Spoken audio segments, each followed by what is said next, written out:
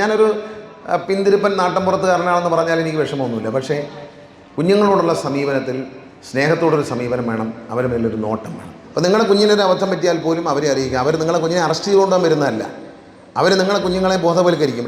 ഷൈൻ ടോം ചാക്കോ എന്ന സിനിമാ നടൻ ലഹരിക്ക് അടിമയാണ്, എനിക്ക് മോചനം വേണം എന്നാവശ്യപ്പോൾ അയാളെ ലഹരി മോചന കേന്ദ്രത്തിൽ എത്തിയത് എക്സൈസ് ഡിപ്പാർട്ട്മെൻറ്റാണ് എത്തിച്ചത്. അല്ല, എക്സൈസ് ഡിപ്പാർട്ട്മെൻറ്റ് ലഹരി കഴിക്കുന്നവരെ എല്ലാം തൂക്കിക്കൊല്ലാൻ വരുന്ന ആളല്ല.